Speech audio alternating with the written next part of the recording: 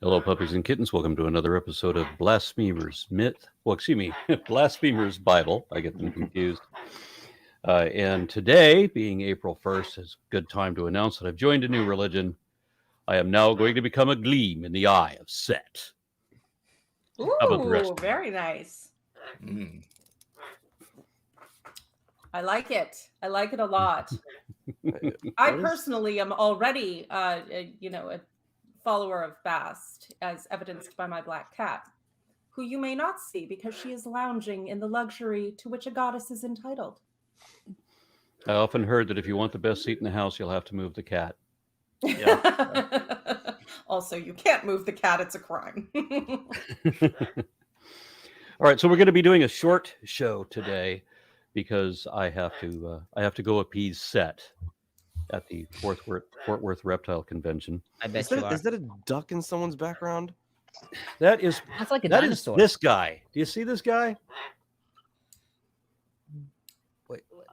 Your pet dinosaur? It Hello. sounds like a Hi duck. there. All right. Oh, hello, little He's not in a baby. good mood, and he's constantly, I don't know what you Quacking. call that, He's barking, quacking. quacking. What the fuck is he doing? Is Daddy not behaving? Yeah. Well, he's not behaving. That He's dog- being mean. Okay. Anyway, you guys can't see that, so I'm just gonna put the camera on. Oh, I forgot to ask you in the pre-show. I do have a question. The conference What's that you're speaking at, May 6th, 5th, and 6th in Calgary, Alberta. Yeah. Are you going to the Drumheller meeting on Sunday? Are you heading to the Tyrrell Museum, the Royal Tyrrell Museum? I would love to go to the Royal Tyrrell Museum again. I was given a private tour of that museum when I was there before. Oh, I'm so And it was jealous. extraordinary. It was a one-on-one private tour with their lead paleontologist. They took me through the lab and everything, and I got to see, days before it was announced to the public, I got to see the most exquisite fossil ever found. That being the ankylosaur that they found out there that is perfectly mummified, Oh my or God. perfectly preserved skin. I got to see it from. Like, I could have touched it if I wanted to, but I was respectful. I leaned in and just got a really good close look at the texture and everything. That ankylosaur was preserved so well, it looked like an old suitcase from Oh a my century ago. God. That's amazing. That is so amazing.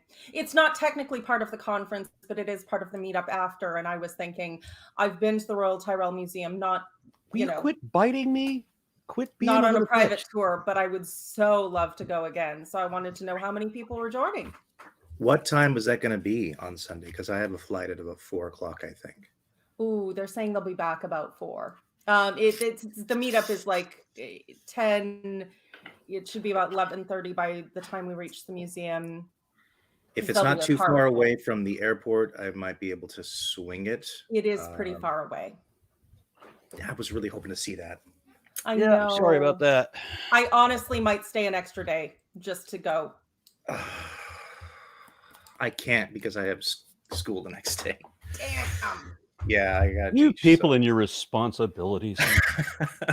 Screw responsibilities. Let's all be pirates and sail the seven seas of accountancy. I agree. Somebody has to teach the kids better than our school system does. So cheers. Oh, That reminds me, Cheers, I'm good bringing my luck. pirate costume to this convention. yes. Not the one in Calgary, the one in Phoenix.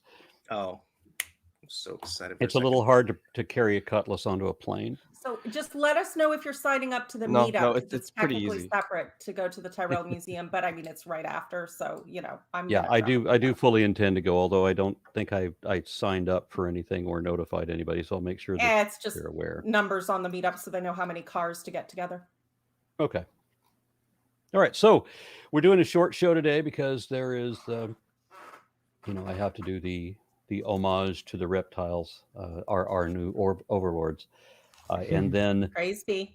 yeah, and then we'll do the regular Mormon show tomorrow, but then we're going to be doing Blasphemer's Myth on Tuesday, 4 o'clock my time. I think is it 4 o'clock my time? I'm gonna have to go back and I think it's 4 o'clock my time.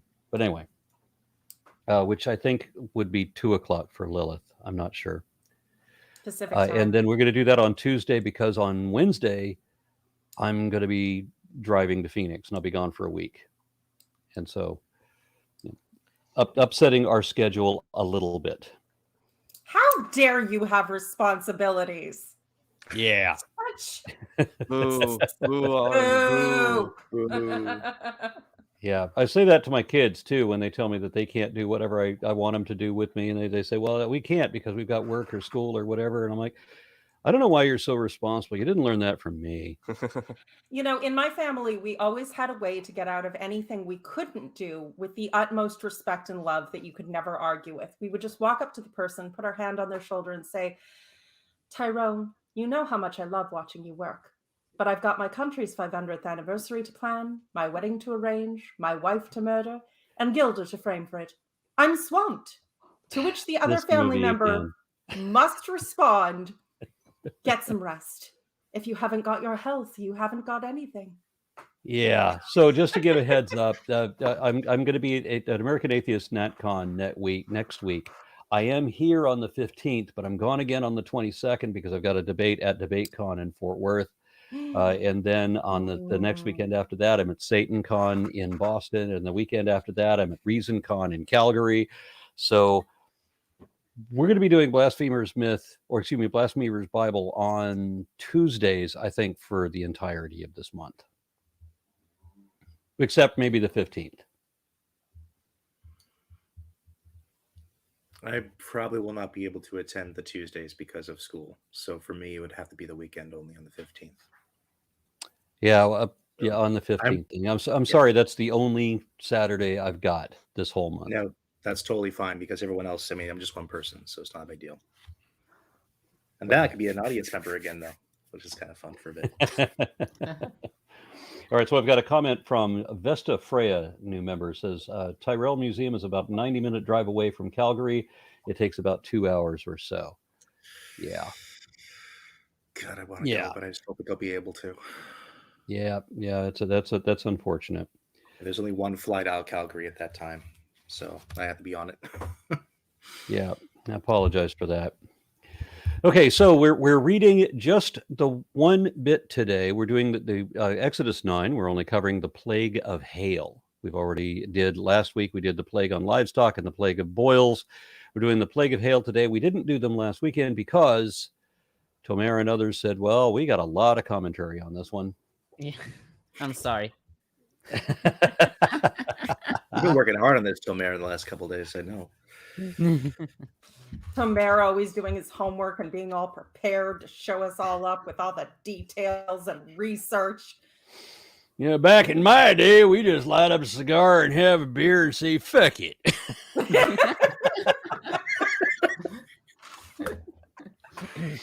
You sound like my uncle. Oh my God. All right. Who's going to be reading today? Then we'll jump in. What about P-Town? He hasn't read once. Nice. That's fine. Where are we at? 13. I just told you. No, you didn't. What do you guys Read. want? NIV? Yeah, Sure, let me that pull up. works. Let me pull up NIV. The Satanist book, sure. The Satanist book. No. It's only Jack Chick's devotees that think that the NIV was written by Satan. Mm-hmm. Yeah, I have heard that. The plague of hail. Ooh. Then the Lord said to Moses, "Get up early in the morning, confront Pharaoh, and say to him, 'This is what the Lord, the God of the Hebrews, says: Let my people go, so that they may worship me. Or this time I'll send the full force of my plagues against you and against your officials and your people, so you may know that there is no one like me in all the earth. For by That's what now." you're reading from now on.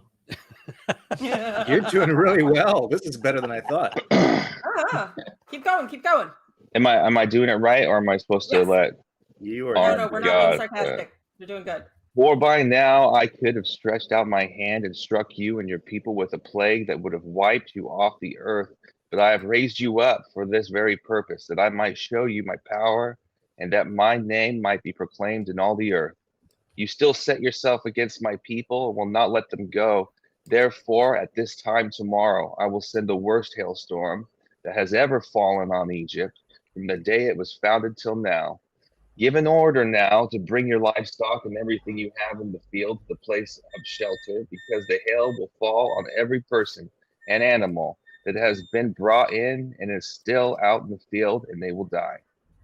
Those officials of Pharaoh who feared the word of the Lord hurried to bring their slaves and their livestock inside, but those who ignored the word of the Lord left their slaves and livestock in the field. So, man, tell me when you want me to stop. I'm at 21.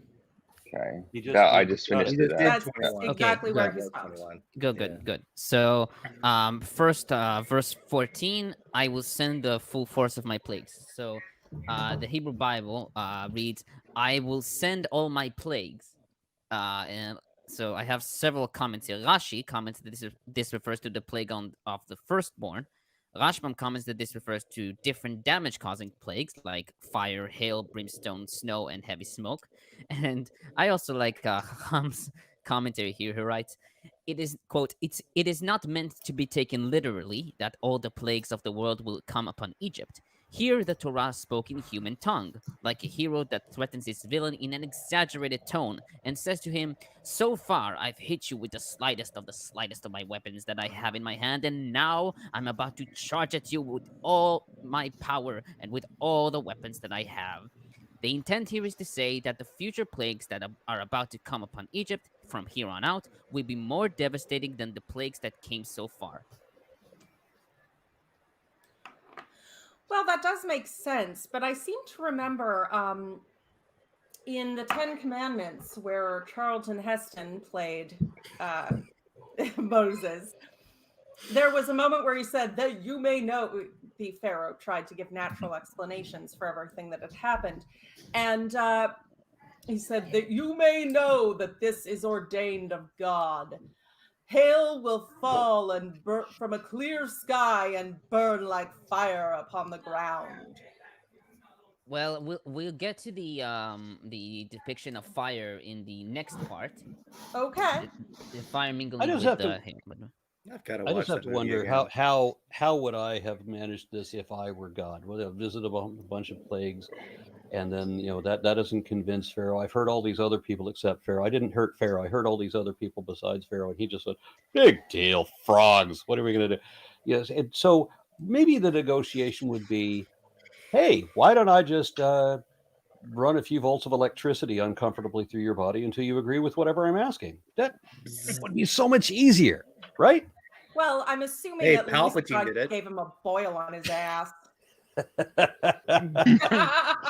How about God says, "Hey, let my people go," and God's like in the room melting things, and okay, so let my people go, or your knees come off, and then it's done and problem solved. No great story, but hey, there's God there, and Well, you see, done. God wanted to show up and show off. He wanted By to raise up sending a an guy with a entire, speech impediment yeah. to do a magic trick badly. Well, and this is part of the generic and universal appeal of religion to, frankly, the lowest rungs of society. I mean, Hitchens pointed out that the giving of the Quran to the illiterate merchant, who probably wasn't that illiterate, but who cares, is something in the same vein as the humble vessel of the Virgin Mary, the poor girl. It's this idea that God uses those who are weak and poor and stupid because that way they can't pretend it's anything other than the power of God. In reality, of course, it just gives charlatans a huge boost of confidence and appeals to people's ignorance, credulity, and weakness, as if to say, the things that you are most ashamed of make you special, and that appeals to us on a human level, and then we're willing to accept crazier and crazier things and do crazier and crazier things on behalf of the prophets. Okay, so I I'm wanted God, and you're to. going to do as I say, or I'm going to zap you into nothingness. I was reading a note in the Skeptics Annotated Bible, and in Exodus 9:3-6, he kills all the cattle. He says, "Behold, the hand of the Lord is upon thy cattle," and then on Exodus 9:19, which we just read, it says, "Send therefore now and gather thy cattle." So weren't the cattle? Oh. Rashi has a comment on this. I think he said that I think I talked about this before, that in the plague of pestilence, it killed off all the cattle in the field specifically. Yeah, it's kind of taking from this with the over here, the one with the hail. It implicitly says, the ones in the field will be hit, but the ones taken in will be fine. So I think Rashi or some other commentaries extend it to some of the other ones where if the people were good, then it wouldn't affect them. Well, and I mean, previously several of the plagues had been brought about by throwing dust in the air or hitting dust or whatever. So it was, airborne. But I would just like to look at some of these. he killed all the cattle in the field before he killed all the cattle in the field before the hail. So which cattle are in the field now when the hail comes? It kills the cattle in the field. The ones that the ones that belong to people that still don't want to listen But they were dead from the cattle plague. Well, also earlier in the chapter, it was also the livestock of Egypt specifically that was listed here. Maybe they bought more from the after okay. the first plague, after one plague. Yeah, there was a lot of time. That makes sense. Yeah. They're like, the Israelites have loads of cattle. We'll just buy from them. We'll buy from the Egyptians that kept them safe. And they're like, oh no, you're God. now our cows are dead again. You're God. You come into Pharaoh's chambers and say, "Let my people go, or I'll show you hell for a minute." And then you bring back a smoldering, screaming Pharaoh and say, "Hey, you gonna let my people go now?" No, I'm going to harden your heart and send you back. No, stop hardening my heart. Just let them go. Okay, it's easy, over and done. You don't need all of this. I'm going to give you frogs. Really, frogs? I'm going to give you hail again. Well, look, we're on like the 8th plague or whatever. 7th. Whatever, and look, some of these Egyptians are finally following suit. Aaron, some of these officials are finally actually getting the message.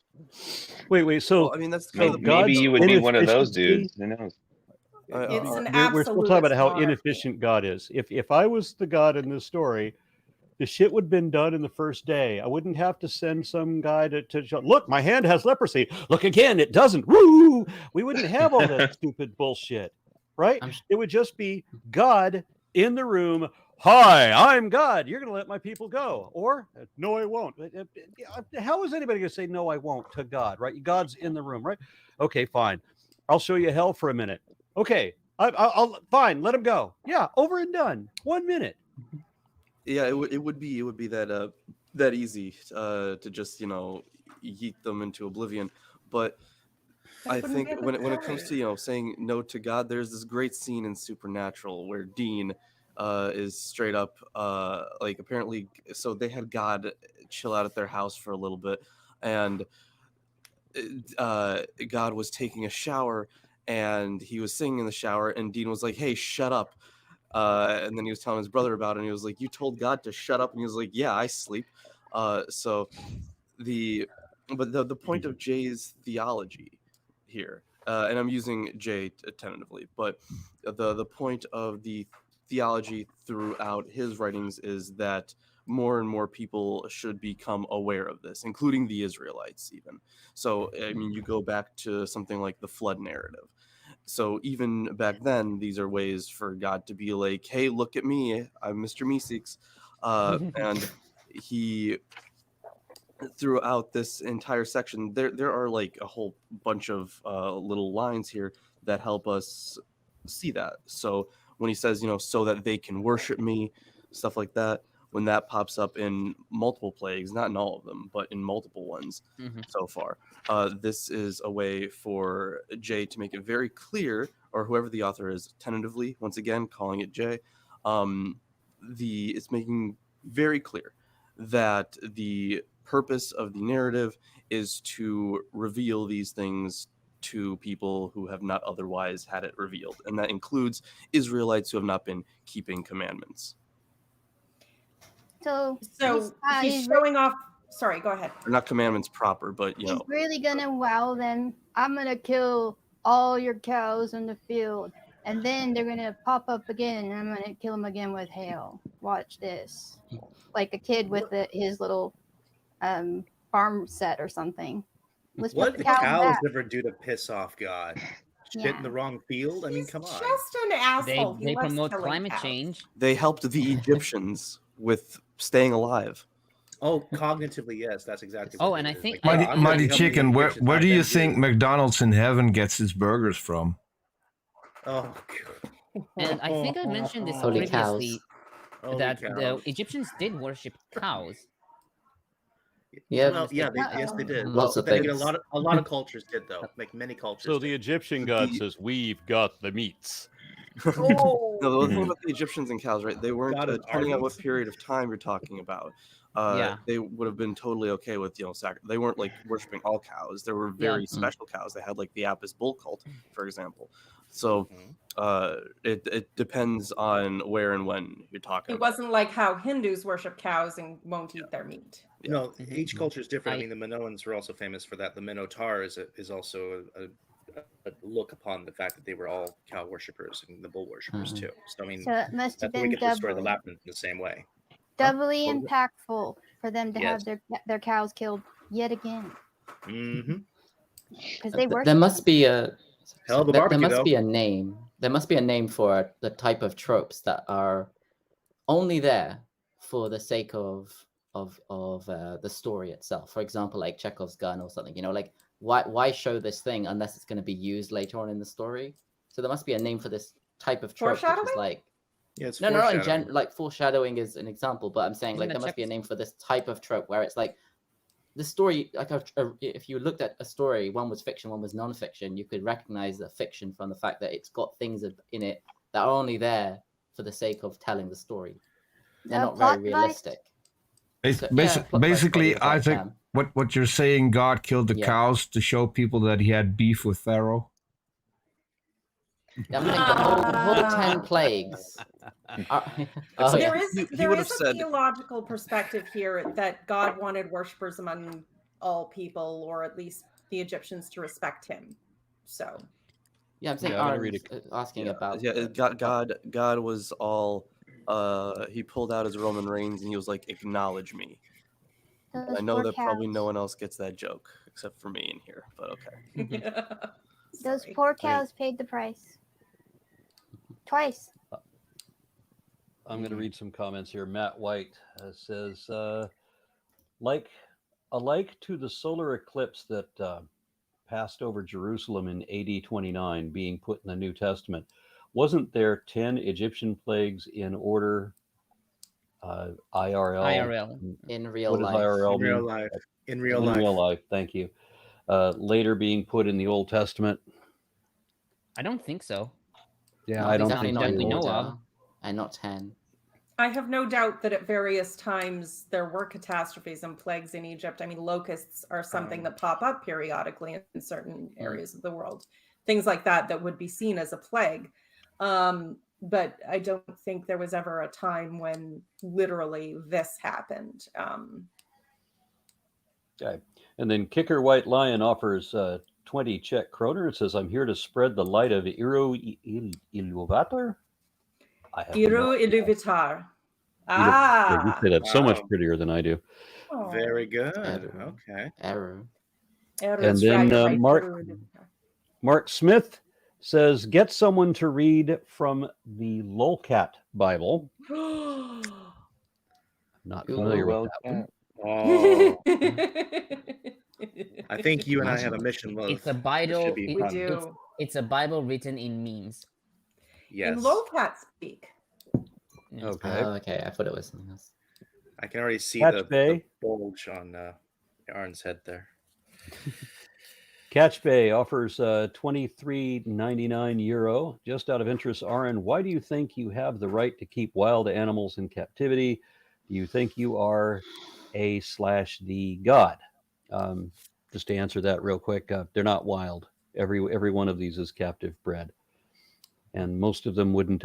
Some of them wouldn't even exist in the wild. They're critically endangered in their wilderness environments, and so effectively are extinct in their homelands, like the Dumerils boa. But anyway, to continue on, seriously, if you come to Europe and the time is right, I will book the plane tickets ASAP. I'm going to need some clarification on that. Perhaps it's reference the fact that you do a lot of various different things around the country. No, Maybe. no. I think is he saying that he will go and see you anywhere within Europe, or is he saying that he will pay? If he comes to Europe, then he will book the tickets. Yeah, that's what I thought. Yeah, that's probably what that is. Yeah, that's what it sounds like to me. Okay, and then Celian D says, what about the idea that all the plagues were very poorly transcripts and in the wrong order of what would be the consequences of Mount Santorin explosion? I've read a number of theories about this about many of the plagues being related to the sequences of issues resulting from volcanic eruptions, and that the whole story originated from elsewhere. And I think that's true of a lot of Exodus. Yeah, I wouldn't exactly give that idea much credence because, for example, in The Life of Moses, John Van Setters points out that depending on which plague we're talking about, there are some that would have been from one author and some that would have been from another, and he points out the textual similarities there. And it would be weird to have it like that, where two different authors, one kind of adding on to what the other one had, would still be talking about the like, what is it, an eruption, I'm guessing. So it would be a weird historical link. What we have instead are various motifs from the ancient Near East that are used to tell this story for the Israelites. Yeah, what I mean is I'm talking about the element of volcano seeming to be involved in that. And we're going to be coming up on a lot of these references soon, so I'll just let it. There are definitely a lot of volcanic references in Exodus, but again, it wouldn't be a straight line link. It's possible that certain things like, the water being poisoned and frogs dying and then that spreading a plague, like that type of a thing is definitely something you can see happening in nature and affecting stories later on. Just as the Egyptians had accounts throughout their entire time of various different things that could be attested to plagues in this book. My thoughts about this is that these are just like an accumulation of a lot of things that were known that they clumped it together at one time. So it could have been from an eruption. It could have been from algae, the red algae thing that we talked about, which led to other things. There's a lot of different factors that could be involved. So I think, honestly, it's not just like one event, all of those things combined together in one. Yeah, I did not mean to imply that I thought that all of this could be explained by a volcanic eruption. I don't think that. I'm thinking that there is a volcano at the heart of the inspiration for a lot of these different bits, because when we talk about it, well, we're going to get there. Like I said, I'll wait till we get to the volcanic references and we'll talk about it then. So I haven't finished my commentary. I only have 2 comments for this part. You've been waiting so patiently, Tomer. Yeah, I try. So, verse 18, the worst hailstorm that has ever fallen on Egypt. So Ibn Ezra comments here, it is well known that even today, neither rain nor hail comes down upon the land of Egypt. There is no need to explain why this is so. The same is still true of many other places. It was because of this that the Egyptians were greatly afraid, for with the exception of something resembling dew, nothing rains down there. Now, verse 19. I'm almost sure it does get rain, or has had rain before. Yeah, but not frequently. In recorded history. It's a desert, mostly desert environment, so not frequently. Still rains once a year in the desert, so. I live in the desert. There's definitely rain. Now, verse 19. Order now to bring your livestock. So why does God warn Pharaoh? So there are several interpretations for this. So, according to Exodus Rabbah 12:3, the verse intends to show that even in a moment of anger, God has compassion on the wicked and on the animals. Nachmanides writes that the plague of hail was a plague intended to destroy the crops of the land and not against humans or cattle. However, I think the problem with this is that in verse 22 he says hail will fall all over Egypt on people and animals. Yeah. Not the best. Well, not even that. Not but just hail, but fire and hail. Well, and people complain that I say we'll get to that, but destroying the crops and cattle also harms the public because they don't have a way of eating them. So which doesn't make sense why the locusts come after this either. But exactly. I'm sorry, I haven't actually finished. Sfona comments that he ordered it so that the slaves supervising the cattle would escape the hail. And that's it. They're just going to come to Seattle and buy a few bumper shoots, and they'll be all set. You can take all the rain. You guys can have it. Okay, so P-Town understands. Then the Lord said to Moses, "Stretch out your hand toward the sky so that the hail will fall all over Egypt, on people and animals, on everything growing in the field of Egypt." Then Moses stretched out his staff towards the sky. The Lord sent thunder and hail and lightning flashed down to the ground. So the Lord rained hail on the land of Egypt. Hail fell and lightning flashed back and forth. It was the worst storm in all the land of Egypt since it had become a nation. Throughout Egypt, hail struck everything in the fields, both people and animals. It beat down everything growing in the fields and stripped every tree. The only place it did not hail was the land of Goshen, where the Israelites were. Then Pharaoh summoned Moses and Aaron. "This time I have sinned," he said to them. "The Lord is in the right, and I and my people are in the wrong. Pray to the Lord, for we have had enough thunder and hail. I will let you go. You don't have to stay any longer." Moses replied, "When I have gone out of the city, I will spread out my hands in prayer to the Lord. The thunder will stop. There will be no more hail, so you may know that the earth is the Lord's. But I know that you and your officials still do not fear the Lord God." The flax and the barley were destroyed, since the barley had headed and the flax was in bloom. The wheat and spelt, however, were not destroyed because they ripened later. Then Moses left Pharaoh and went out of the city. He spread out his hands toward the Lord. The thunder and hail stopped, and the rain no longer poured on the land. When Pharaoh saw that the rain and hail and thunder had stopped, he sinned again. He and his officials hardened their hearts. So Pharaoh's heart was hard, and he would not let the Israelites go, just as the Lord had said through Moses. Dun dun dun. Okay, so first of all, regarding verses 23 and 25 in general, Professor Yitzhak Avishur comments here, poetic signatures characterize the three verses that describe the plague of hail, and it could be that they are a remnant of an epic poem, which described in portrayal and in the style of an extensive epic, the story of the Egyptian plagues. It could be that not only these verses belong to the same epic, but also verses 29 and 33. And now the depiction of the Lord sent thunder and hail. So, interestingly, KJV and JPS also use thunder, but the Masoretic text reads voices of God. Just voices. Most early translations also translate to voices. However, the Vulgate translates to thunder, and later commentators like Kasuto, Avishur, and Chacham also rendered thunder. For example, Professor Avishur explains, the phrase "to give voice" is common in biblical poetry. For example, 2 Samuel 22:14, Psalms 18:14, 68:34, etc. And it is representing the thunder. Compare Psalms 29:3. The voice of the Lord is over the waters. The God of glory thunders. By JPS.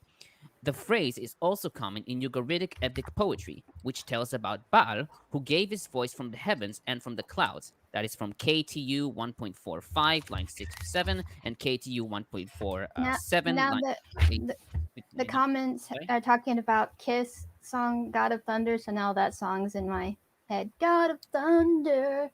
and rock and roll. And now it's in my head. Yeah. I'm sorry, I haven't finished. We know. So I don't know why that makes me laugh. And in other Canaanite writings, like in the El Amarana letters, EA 149, lines 14 to 15. And also the lightning. So the KJV reads, "The fire ran along upon the ground," and also JPS, "Fire streamed down to the ground." And also the Masoretic text also literally reads, "Fire walked on the ground." While most early translations also translate to fire, the Vulgate, however, translates to lightning again. And also later commentators wrote that this refers to lightning.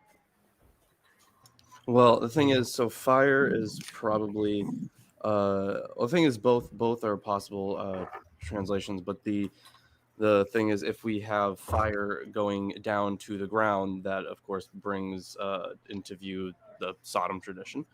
And yeah, as you noted, Tomer, the voice of God being thunder used throughout the ancient Near East and multiple times in the Bible as well. So it's lightning strikes do start fires too, so it's that does happen. That is a very clear and natural connection to make.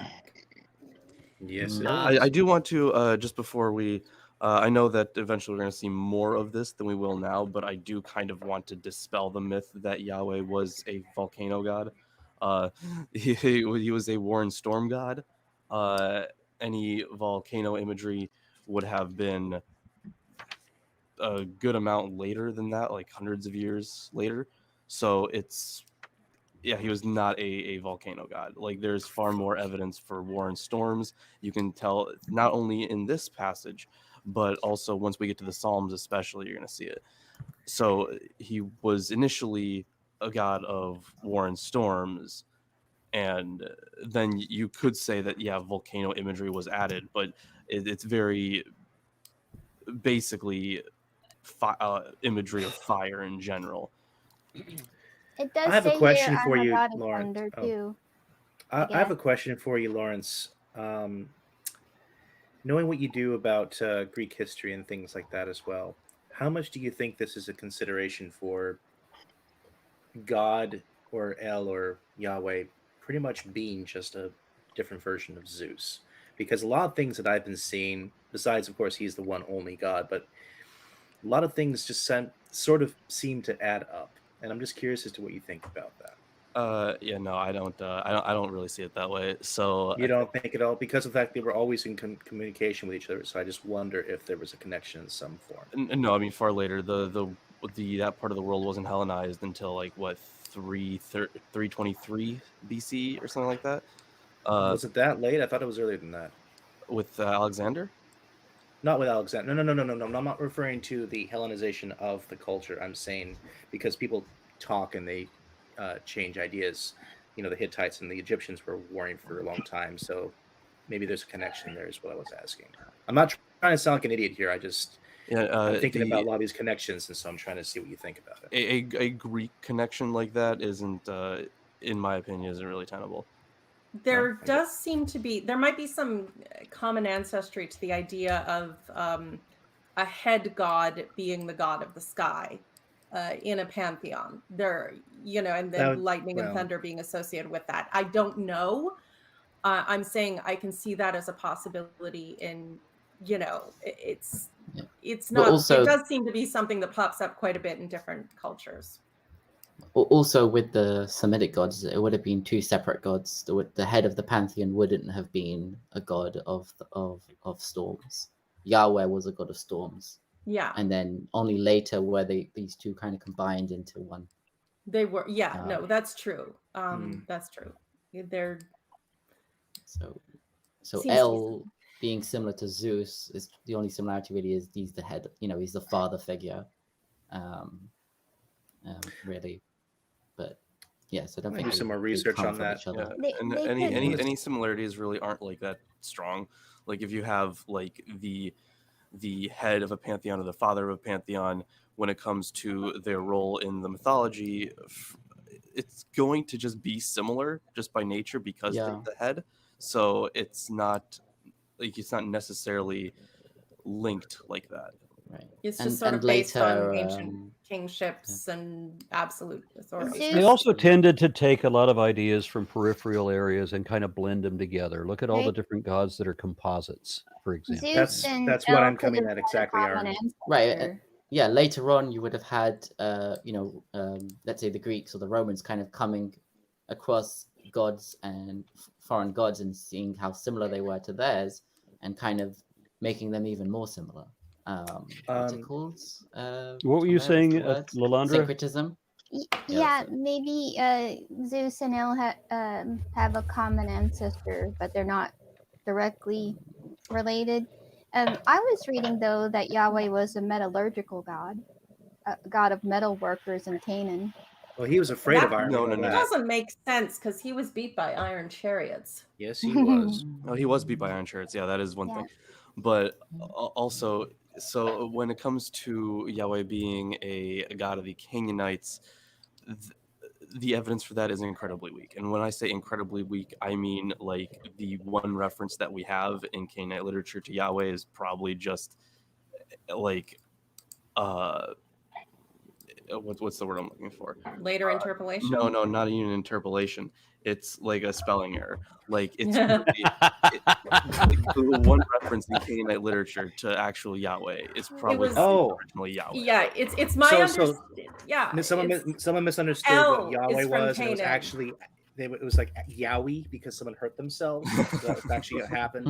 Okay. Yeah, somebody meant to say, and Bob was good, but it ended up being Bob was God, and then there was a whole religion formed out of that. I'm reading right now in the Bible interpretation at Arizona EDU, geographical origin. The mention of Yahweh is coming from the south, and more specifically from the mountains of Seir and Judges and Deuteronomy. Yep. Thomas Romer has a really good book where he discusses that exactly. Yeah, it's called. If anyone's interested, it's called The Invention of God. It's really good. The Invention of God. I've read the Evolution of God, but not the Invention. It links the origin of his worship with areas where copper was produced between the 4th and the 1st millennia. Zechariah confirms this in the metallurgical nature of the regions of Yahweh's origin by describing Yahweh as dwelling in mountains of copper in Zechariah. So, like metallurgical god, the Greek equivalents were like Vulcan or Hephaestus, and that would still make him a volcano god. I'm just kidding. just to argue with Lawrence. I'll give you the link. I haven't. This conversation's erupting right now. I'll tell you that. I haven't kept up with the literature on this. It was my understanding, at least a few years ago, that it was El that was of the two primary gods that make up the god that were amalgamated directly into the god of the Jews, and then obviously he picked up a lot of stuff later. That El was the Canaanite god, and Yahweh was adopted from a region to the south that we would associate with Moab. Or with maybe Midian, Edom. Midian and Edom. I'm gonna have to. Or not, sorry, the Negev region, I would say. Okay. I'm gonna have to pull up one of my books on Zoroastrianism because I need to see the connection there with El. Mount Seir, Edom. Yeah, Zoroastrianism I think affected them more after the Persians took over from the Babylonians, as I understand it. But again, there's a lot of most probable course thing here. Well, I have a connection in my head that I just can't get out, and I'm trying to see if there's a way I can figure out what I'm trying to say. So I'll see if I can research that, and next time I'll see you guys, I'll tell you. While you're doing that, I'm going to catch up on the chat comments. Yes, I'm done. Catch offers €5.99 and says, "I'm sorry that what I said was unclear. I meant that if you come to Europe for a tour, I will come listen to you." Thank you very much for that, Catch Bay. Sadly, I don't have any European trips planned so far this year, but I'll let you know. And then TP Seeker says, "Did Moses do more miracles?" Seen and talked to a god more than Jesus was said to have done? I don't know if Moses did, but Krishna did. Yeah, but Krishna was the haven't Christ. like counted, so I'm not sure. I would think Moses has the question, closest one-on-one connection. Moses, I think, talked to God more, but Jesus relationship. probably did more miracles because there were a lot of healings. Yeah. Jesus might have done more miracles, but there were littler ones. Yeah, they were much smaller. That is true. But the when 10 it comes plagues, to, splitting the changing sea. a river to blood is a lot more impressive than changing a jar to wine. You know, now think about changing the jar to wine, right? So when Jesus did that, it's just a jar. But when Dionysus did that 500 years earlier, it was the springs of the earth bringing forth wine. That's a much better trick. You know, it's also but what vintage of wine? That section, the one in the wedding at Cana in John. Yeah, that section was probably written kind of like a marketing campaign. There's a good argument in I forget who wrote the commentary, but it's from the Hermenia series. So I'll have to pull it up. But yeah, that's interesting. It's a very fun interesting. Well, that explains why it doesn't fit very well. I mean, everything is a mishmash, like we've said. And I maintain that a lot of the Jesus story, if not all of it, is, shall we say, contrived. But we'll get to that eventually. Yeah, Gay Nomadic says, I think the authors of the flood myth missed a great opportunity. In Gulliver's Travels, Gulliver saved the burning Lilliputian palace by urinating on it. Imagine the book of Micturition? I cannot say that word. Micturition. Okay. Oh, God. I'm sure there was a joke in there and I just didn't get it. I've never read Gulliver. All right, so Anton Gomez offers 90 Mexican pesos, says, joke of the day. Christians like to talk to the roof while Jews talk to the wall and Muslims talk to the floor. I hope it lands. I mean, that is, and although that does give a good reason. And then Anton throws in. Oh, yeah. And then Anton throws in, I should have said ceiling. Sorry, go ahead. Oh, no, I was just going to say that does give possibly the only good reason why Muslims segregate their congregations by men and women, because they do bow when they pray. And, I wouldn't feel that comfortable with a man's face getting right up in my backside at church.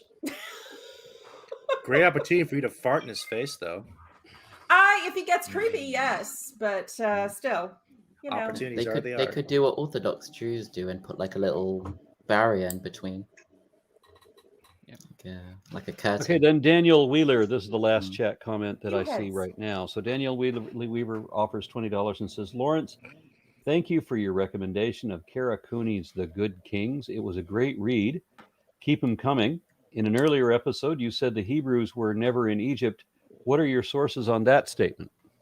So for the first part about Cooney's book, I don't even I do recommend it, but I don't even remember recommending it on the show. But I drink a lot, so and then when it comes to the sources on the Hebrews not being in Egypt, so it depends on the time period, right? So there was a point during the diaspora where they were certainly in Egypt, but before that, we simply just have no record of it.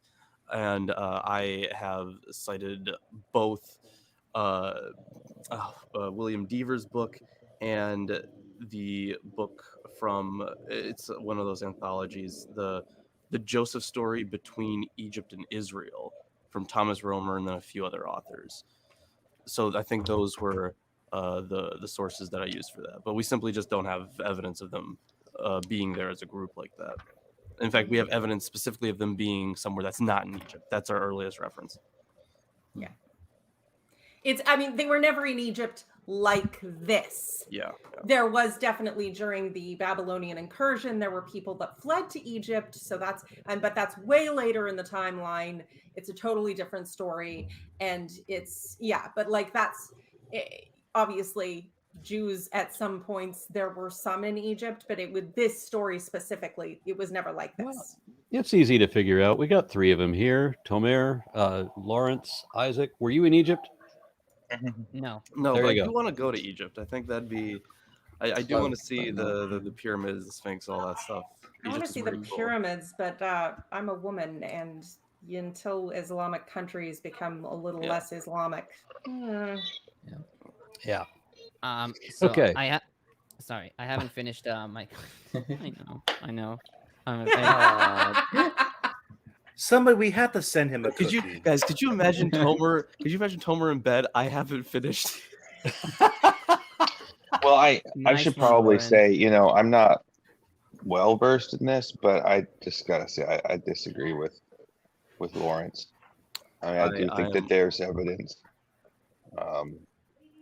and I could see why the Egyptians definitely wouldn't put it on its monuments after what happened and after what we're reading, but I think that there's evidence in the ground. You're welcome to present that evidence at any time. We've cited We'd many love to see scholars. You're also welcome to cite scholars.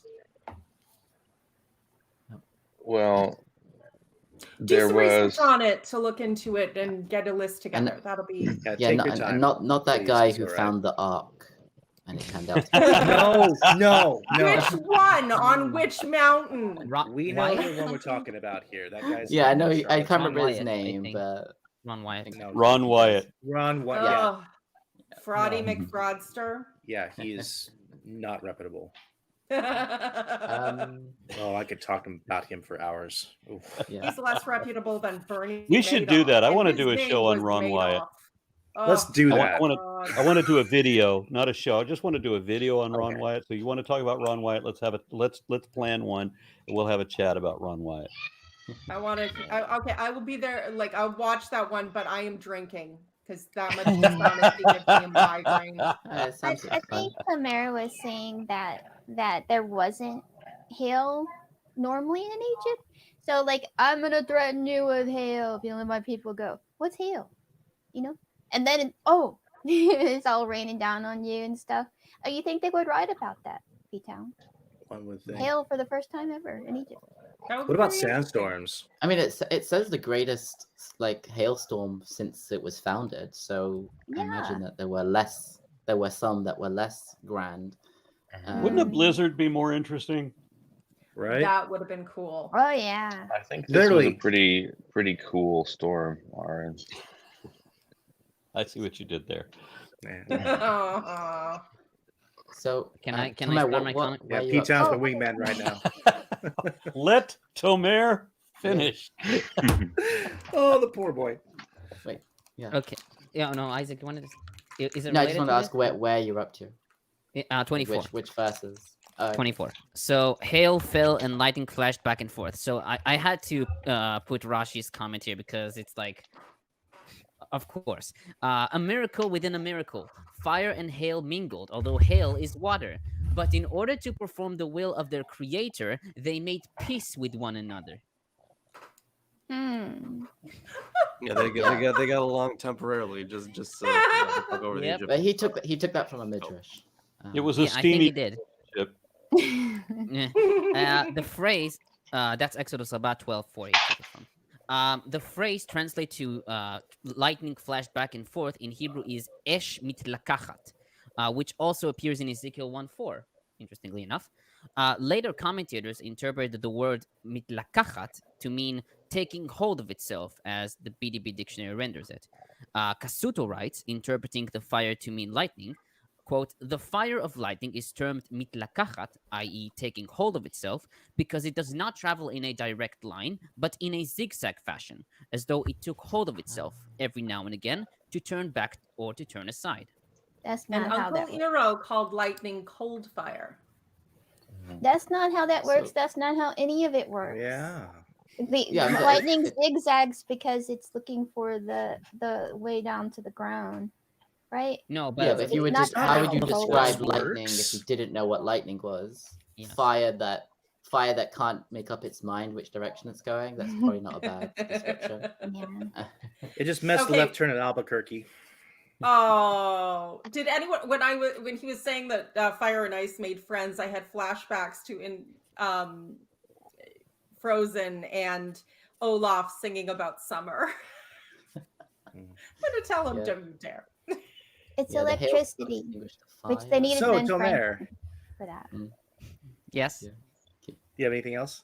Yes. Verses 31 and 32. So Professor Shemariah Talmon, who was a professor of biblical studies at the Hebrew University, writes, these two verses act as a comment embedded in the story, which is interrupted in verse 30 and continues in verse 33.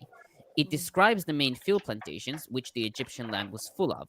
The detail of the properties and growing methods indicate that the comment's author was knowledgeable in Egyptian agriculture. According to Sana, this comment has a double purpose.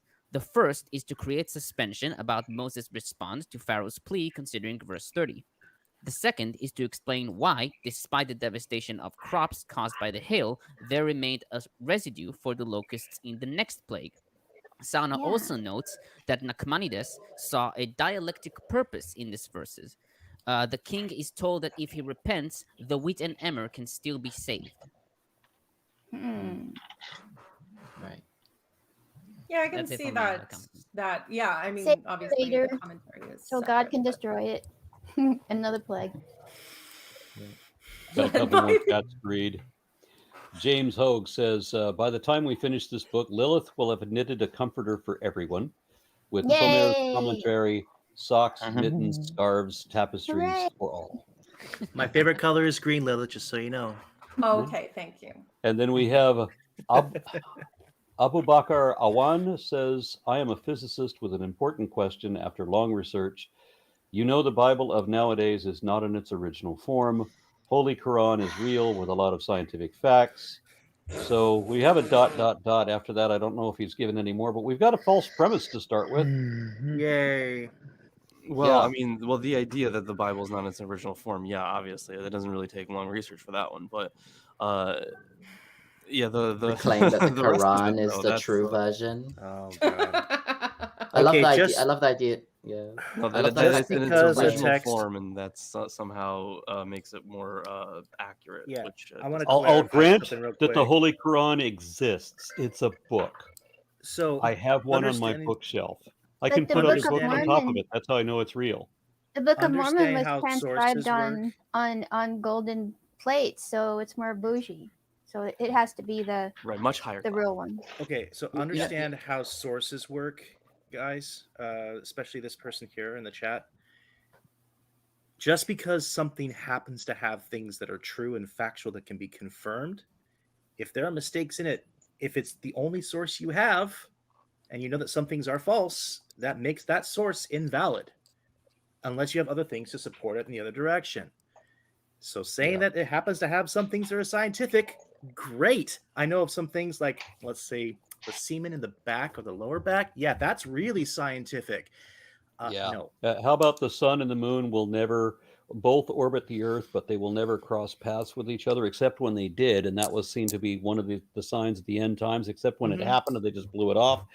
Or any of the many other things the Quran says that are utter nonsense. Yeah, that's because the sun owes money to the moon for like an old, debt or something like that. So they don't want the sky is a giant dome, and the sun and the moon both orbit the Earth. They're both on tracks that they go around the dome, and the stars are smaller than the sun because they're just lights in the sky. They're lights stuck in the solid firmament that angels can then lob at devils or genies when the genies get too close to the invisible hotel at the top of the dome. So that's why it's important to remember any book, it doesn't matter what it is, any scientific or book that you use as a source for anything, it cannot be used as a source by itself, ever, if you know that there are things that are possibly wrong. Because then how do you know if anything else is right?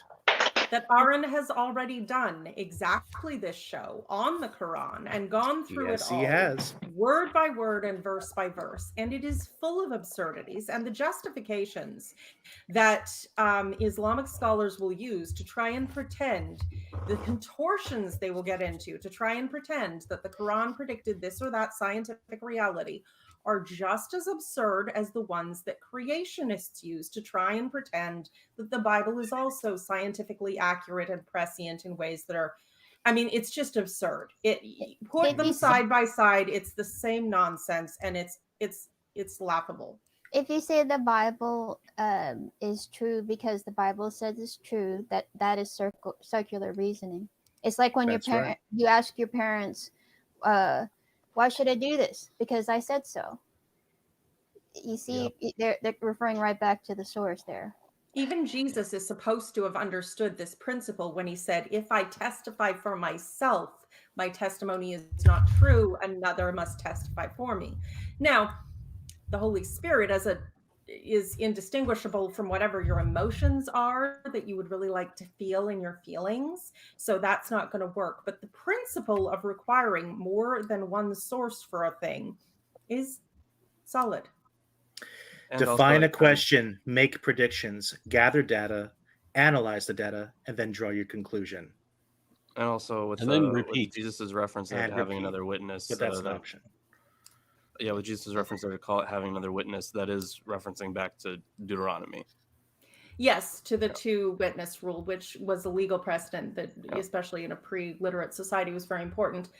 But yeah, again, you know what? You claim to be a physicist, okay?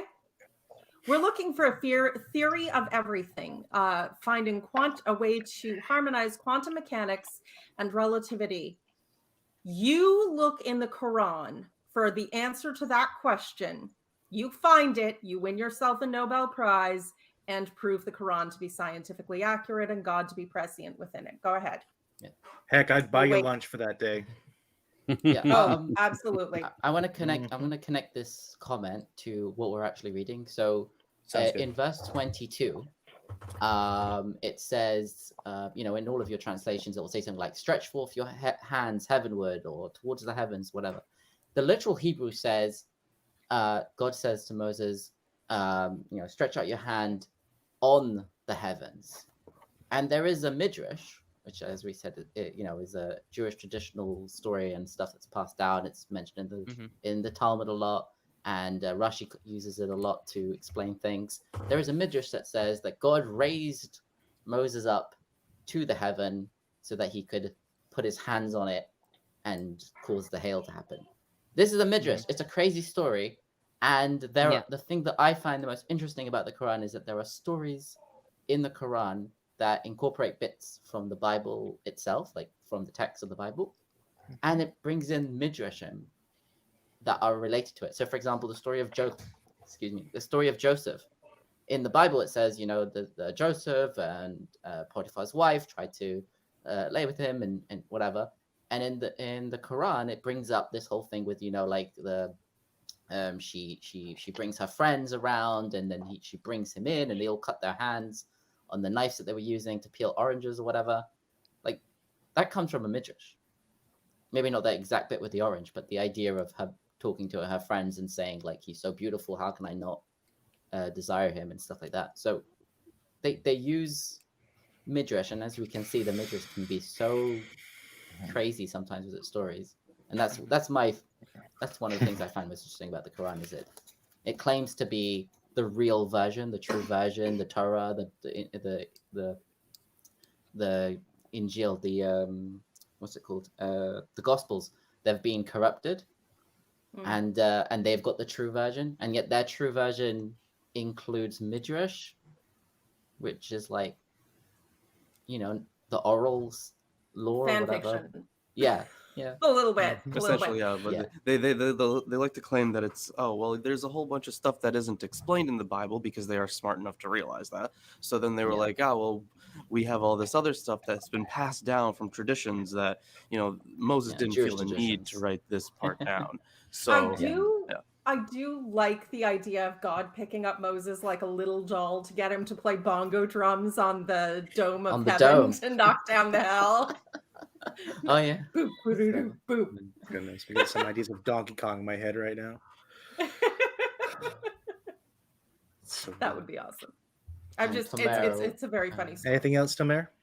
No, that's it. Yay! I wanted to say just the midrash that Isaac mentioned is Midrash Tanchuma Vayera 15. 14. Yeah. Oh yeah. No, it's 15. Oh, okay. Yeah. 14 is about the fire mixed in with the water. Yeah. I think that's it. In summer. Any more comments? No, that's it. Just super chats, that whatever they're called. As this goes on, I think that next time we read, the Egyptians are going to have to be careful about their cows. Again, you know. They have any left? Did they? I know.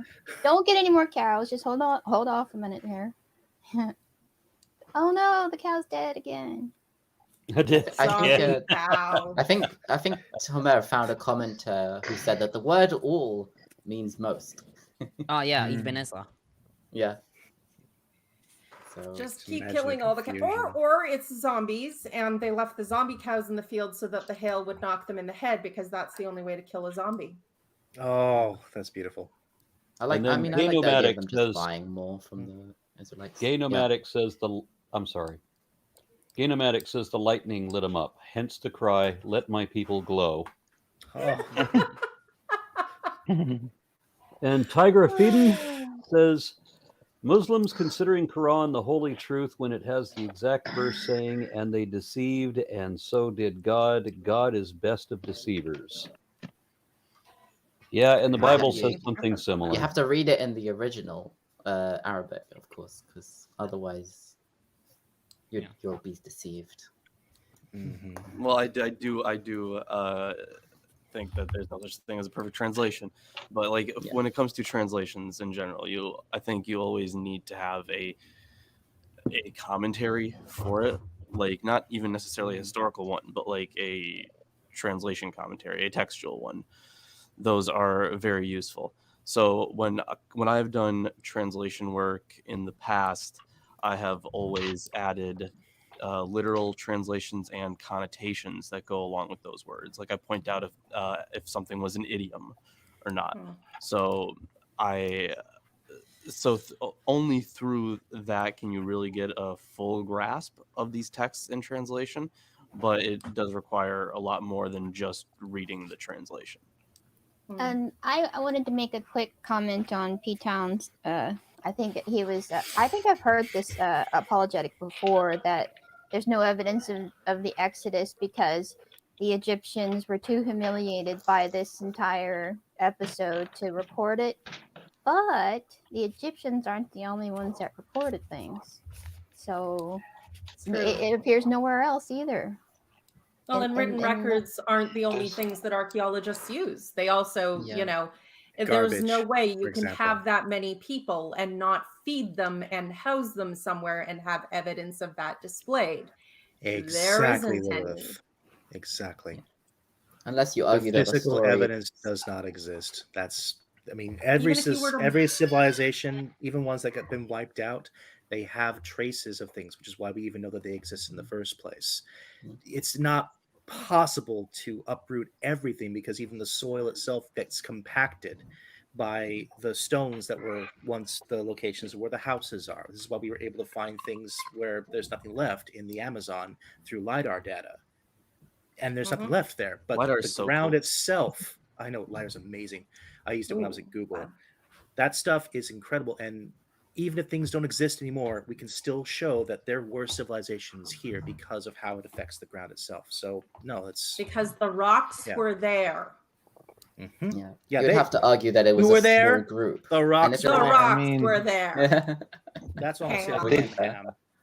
They found papyruses with literally the list of the Hebrew slaves. You have poetry from this time period too that is quite uncanny, similar to what you would write about if you experienced this. Well, were the papyri written in Reformed Egyptian? I wasn't being mean right now. I think it's written in Hebrew, but I don't know if we have the original. It's dated Okay, well, again. What? Well, let him finish because this is important. This is important. And he's bringing it up in the right place. Yeah, absolutely.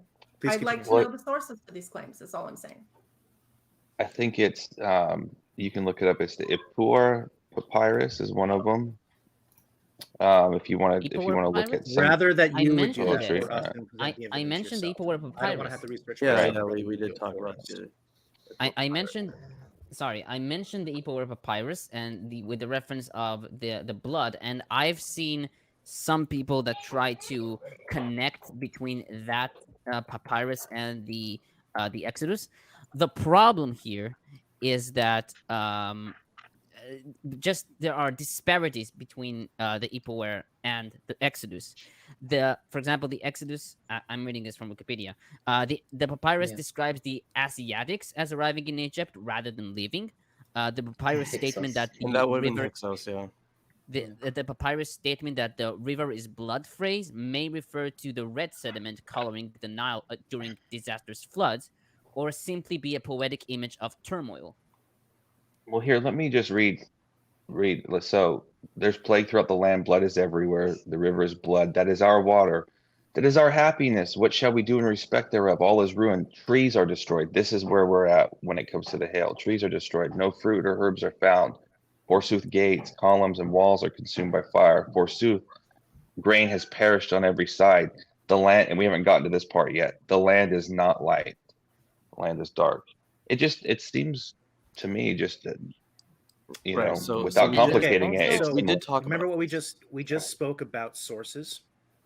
So do you understand the mistake there? It's being circular because you're using the book to reference the book. So we're asking for. You said you had other sources. I'm not going to go research it myself, and none of us are, because you're making the claim that is what we're saying. We're saying that it's not, and we have things we can show. So that's why we're asking you to go ahead and next time bring that information to us so we can confirm it ourselves with you. Someone is saying in the comments that papyrus doesn't preserve. Nope, not very well. Well, I mean, either way, it's evident that we have plenty of papyri, but but yeah, as we mentioned before when we were talking about the plagues initially, was that you do have this reference to what seems like it could be referring to a plague, and then we have other references and other texts that could be that seem like they could be referring to other plagues, but within those contexts, they are not quite the same. So we have here what it looks like is that we have multiple traditions of plagues, not necessarily plagues from God or anything, but just horrible things to happen that people living in the area don't like, and these have become common enough to where the biblical authors were, okay, if we want to demonstrate a point of power, if we want to show that God is powerful and he is presenting himself in these ways to try to convince Pharaoh let the people go, or in their case, if we're trying to give this history of events, if you want to do it in an emotionally resonating way, which is how literature of the period is primarily written. The thing is, these things aren't even necessarily like historical, for example. So or maybe they're just including points in history. Some of them could be historical fictions, whatever it may be. It doesn't give you the same account. So like, let's say you take the Ipower Papyrus seriously, in which case you only have a reference to one or two things, and no reference to the others. I will also add that the Ipower Papyrus is dated much later than the usual Exodus date. I think the Ipower is around 20th to 17th century BCE, and the Exodus is like 12 to 14.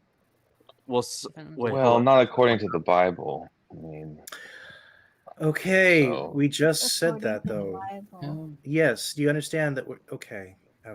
They have the date of the Exodus. I'm done with that. I've already said what I said about the whole source thing. I'm not going to repeat myself a third time. Yeah, we can't just build off of the one source. So in history and archaeology, really no matter what field, so you take all your available sources, and then you put a model together that explains them all. Now, of course, that is easier said than done, but that is the general idea. So you build a model that is able to explain all your data, and then you can get a fuller understanding of what actually would have happened. Well, what I see is you have, since the 1950s, the whole archaeological community, at least the ones that are paid to do it, move the Exodus to 12 12th century BC instead of what the Bible says, which is, somewhere between 14 and 15. And then they say this is more likely, right? 12. And then they go, actually, now we don't find any evidence during this time period. Therefore, it never happened. But it's all just moving the goalpost. I understand his contention here. So the issue is, so beginning with the 1950s, or actually, when did Albright start doing his thing? Whenever Albright started doing biblical archaeology, right? So the idea was that, I mean, he took everything literally, and he was going out to try to prove the Bible in many ways, and that started the field of biblical archaeology, which I think is a good endeavor, but his methodology is just horrendous. And scholars now are like, they see the issues with his initial investigations and even further excavations. Once links could be made to something biblical, the most likely place would have been the 12th century. But then when we re-examine those sources, we see that they are really not as good as people thought that they were, or people were simply taking them at face value, something like that. So a critical analysis of source material over time has shifted the consensus. So, and a distinction here, they're not saying that they think the Exodus happened in the 12th century or the 15th century. They're saying maybe the text of the Exodus dates back to the 12th century, right? And then the thing you're referring to doesn't have the same date for when it was written. Oh, are Melandra, you talking about the Ippur papyrus? Yeah, it's dated. Yeah. It's dated for like 12th century, but their claim is the actual copy is dated to that date. But the claim is that it's much older than the story is much older than that. Yeah. Supposedly, this is according to Wikipedia. That's why. Have you heard of the Westcar papyrus? There's a story there that is 1,000 years older than you're thinking Moses is. Well, you're thinking 1500 BC, but we're talking about like 1250 BC, and about 1,000 years older than that was the Pharaoh Snefru and his tale, where he and his mage Judgment, they take this barge out onto a lake, and because Snefru is Pharaoh and he gets, it's good to be the king, he likes topless entertainment. So he has a bevy of slave girls rowing his barge, and so he just sits and enjoys the pleasure of watching all these topless girls rowing his barge across the lake.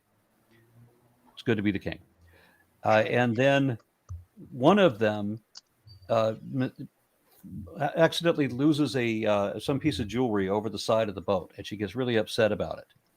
So Snefru calls on his mage Judgment, who casts a spell so that they can pull the lake over like a blanket and reach under the water, which is now dry because they pulled the water away, and pick up the bauble and then close the lake back up, just like looking under a blanket. That story is Egyptian, and it's 1,000 years older than Moses parting the Red Sea. It's a more interesting story. It's a better magic trick. And it's 1,000 years older, and it came from the same place. I've noticed that Arn is really interested in strippers. Eventually, he starts talking about strippers at some point in any conversation. So I do have a book recommendation, and it's not entirely up to date anymore, but there's still quite a lengthy and good discussion on the history of the scholarship. So this is Israelite and Judean History, John Hayes and J. Maxwell Miller. So I would start here, actually. So the first couple chapters are about the history of the scholarship, how it had changed over time and why. And it talks about that pretty in detail. So I would definitely recommend that. So Hey, where are we now? Lawrence, what's your take on the Brooklyn Papyrus? The Brooklyn Papyrus? You have, yeah. I mean, it literally has Hebrew names on it. So the idea that there were no Hebrews in Egypt, I don't know if you're not aware of it. Take a look at it. Yeah, I'm looking at it right next now. week. Yeah. Yeah, my only point at this point is that it's been an hour and 20 minutes, and I understood this was to be a short episode because our Lord and Savior, Aaron Ra, has somewhere to be. Yes. So what are we looking at for time right now? We only have a few verses left, and I do want to get all we the actually proper finished. commentary out. And We this just finished it. Yeah, we we finished. are actually finished. Okay, well, very good then. I have to There go was to a birthday one. party, so. Okay, that's right. You had something else to go to as well. I would be happy to pick up this conversation, and since we're still in Exodus, I'm sure we will have plenty of time to go over these things. True. Yeah. So I will see you guys on Tuesday. And I'm sorry, Mighty Chicken won't be able to make this one, but we will see you guys on Tuesday. We can't do Saturday because we're going to be gone a lot of April and a bit of May. So we'll be doing Tuesdays instead of Saturdays, except for the 15th. I can be here for the 15th. Every other weekend is. All right. Well, I look forward to seeing many of you in May. Yes, it should be a lot of fun. Sharing drinks. Oh, yeah. I'm excited.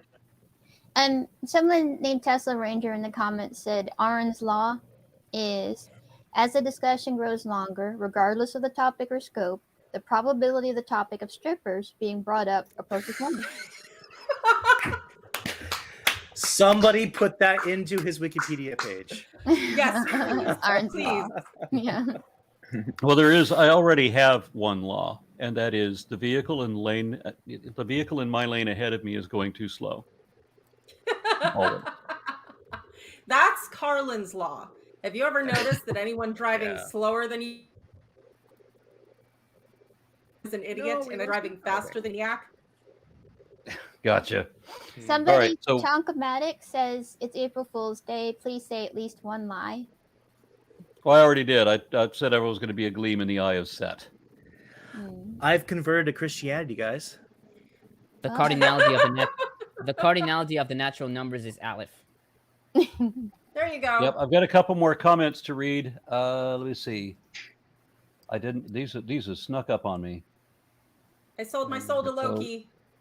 I think there's only 2. That's awesome, though. Yeah. I know. So Yes, let me see. Muslims considering the. Okay, I've got that one. Cillian D said the slave list is very late and is back to Ramses III and the Bronze Age fall. And then Megan 666 says $5. Yay, blood. That really should be the Bible's tagline. Yeah. You know, You got all that body hydraulics. Yay, blood. All right, so we are out. We're going to go to a snake festival. Oh, interesting. The initial investigation on these Hebrew names. Guess who it was done by? Albright? Ron Wyatt. Albright. No. Really? Not Wyatt, Albright. It's somebody else. Albright. Oh, okay. You scared me for a Yeah, second there. I was like, it's oh, a no. list of slaves. Okay. Yeah. Is it someone more or less credible? So just a tiny Got any bit dice? more. Let's roll for it. Let's see who it is. I gotta go. It's my daughter's All birthday right. party. Yeah. See you guys. Oh, Birthday, happy birthday. Wish her happy birthday from all of us heathens. Mhm. Yep. I will. See ya.